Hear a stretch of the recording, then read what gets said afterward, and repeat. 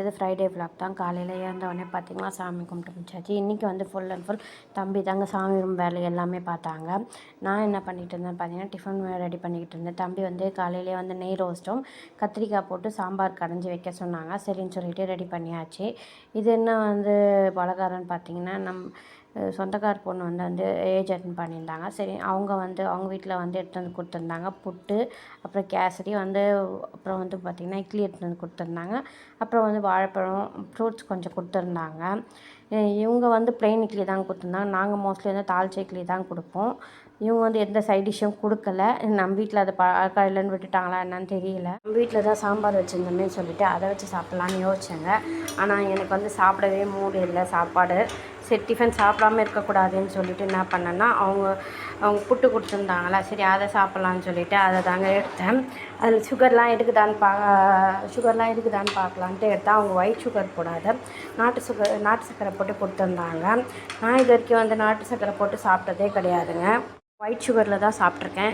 ஆனால் taste wise பார்த்திங்கன்னா சூப்பராக இருந்தது. இதான் நான் ஃபஸ்ட் டைம் சாப்பிட்றதுனால நான் வந்து கொஞ்சம் அதிகமாகவே சாப்பிட்டுட்டேன்னே சொல்லலாம். எனக்கு ரொம்ப பிடிச்சிருந்தது. போயிட்டு வரும்போது பார்த்திங்கன்னா ஹஸ்பண்ட் வந்து மார்க்கெட் போயிருந்தாங்க. எதுக்கு போனாங்கன்னு பார்த்தீங்கன்னா வாழைத்தண்டு, புதினா, கொத்தமல்லி எல்லாம் வாங்கிட்டு வர போயிருந்தாங்க. சரி இன்றைக்கி வாழைத்தண்டு வச்சு ஜூஸ் போடலாமேன்னு சொல்லிட்டு நல்லா தூளெல்லாம் வந்து சீவி எடுத்துக்கிட்டு நார்லாம் எடுத்துகிட்டு நல்லா வந்து கட் பண்ணி எடுத்துக்கிட்டேங்க. இதாங்க என்னோடய ஜூஸர். இதில் வந்து பார்த்திங்கன்னா அந்த ஜூஸ் தனியாக, அந்த ஃப்ளஷ் தனியாக, அதாவது அந்த வேஸ்ட் தனியாக வந்துடும். அதனாலேயே எனக்கு பார்த்திங்கன்னா எந்த ஒரு ஜூஸ் போட்டாலும் சுகரோ எதுவும் ஆட் பண்ண வேண்டிய அவசியமே கிடையாது.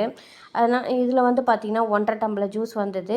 எனக்கு போதுமானது. இந்த தம்பிக்கும் ஹஸ்பண்டுக்கும் இருந்தாலே போதும்னு சொல்லிவிட்டு நான் வந்து அதை போட்டு எடுத்துகிட்டு ஹஸ்பண்டுக்கு 1 டம்ளரும் தம்பிக்கு வந்து ஒரு 1/2 டம்ளர் தாங்க வந்து, சரி அதையே கொடுத்துட்டேன். ஹஸ்பண்ட் பார்த்திங்கன்னா இப்போது கொத்தமல்லி வாங்கிட்டு வந்திருந்தாங்க. சரி அதையும் வந்து க்ளீன் பண்ணி வச்சிடலான்னு சொல்லிவிட்டு அதில் நான் எப்படி க்ளீன் பண்ணுவேன்னு பார்த்தீங்கன்னா அதை அடியில் இருக்க அதை வேர் முட்டை தாங்க கட் பண்ணி எடுத்துடுவேன். அப்படியே தான் நான் வந்து ஸ்டோர் பண்ணுவேன். சிலர் வந்து பார்த்திங்கன்னா அந்த காம்பெல்லாம் கூட எடுத்துகிட்டு அந்த இலையை மட்டும் எடுத்து வைப்பாங்க. எனக்கு அந்த பழக்கம்லாம் இல்லை. நான் அந்த வேர் மட்டும் எடுத்துகிட்டு அப்படியே ஸ்டோர் பண்ணிடுவேன். இந்த பாக்ஸில் தாங்க ஸ்டோர் பண்ணி வைப்பேன் எப்பயுமே. நான் வெறும் பாக்ஸில் தான் ஸ்டோர் பண்ணேன். இந்த வாட்டி தான் வந்து பார்த்திங்கன்னா இந்த டிஷ்யூ பேப்பர் இல்லைங்க, டிஷ்யூ துணி மாதிரி தான் இருக்கும். இதுலேயே ரோல் பண்ணி வச்சு பார்ப்போம் எப்படி தான் இருக்குதுன்னு சொல்லிட்டு தாங்க ஏமா அப்படி ரோல் பண்ணி வைக்கிறேன்னு கேட்டிங்கன்னா என்னோட புதினாவாக இருக்கட்டும், கொத்தமல்லியாக இருக்கட்டும், நான் ஸ்டோர் பண்ணி வைக்கிறது பார்த்திங்கன்னா ஒன்று அழுகி போயிடுது, இல்லைன்னா பழுத்து போயிடுது.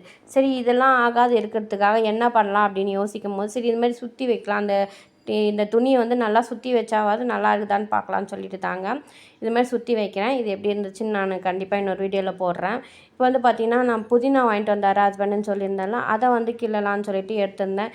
இதை கிள்ளிக்கிட்டே இருந்தாங்க. எவ்வளோ நேரம் கிள்றேன்னு கேட்டிங்கன்னா நீங்களே சிரிப்பீங்க. 1/2 மணி நேரம் ஆச்சுங்க நான் கிள்ளி எடுக்கிறதுக்கு. இவ்வளோ புதினாவும் கருவேப்பிலை கொத்தமல்லி கூட கிள்ளிடுவாங்க. ஆனால் புதினா கிள்றது மட்டும் எனக்கு சுத்தமாக பிடிக்காதுங்க.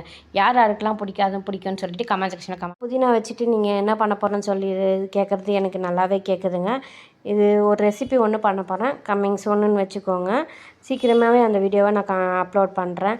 உங்கள் வீட்டில் புதினா, கொத்தமல்லி, கருவேப்பிலை இதெல்லாம் வந்து எப்படி ஸ்டோர் பண்ணீங்கன்னு சொல்லிட்டு எனக்கு கமெண்ட் செக்ஷனில் கமெண்ட் பண்ணுங்கள். இந்த வீடியோ பிடிச்சிருந்தா லைக் பண்ணுங்கள், ஷேர் பண்ணுங்கள், சப்ஸ்கிரைப் பண்ணுங்கள். அடுத்த வீடியோவில் பார்க்கலாம். பாய்.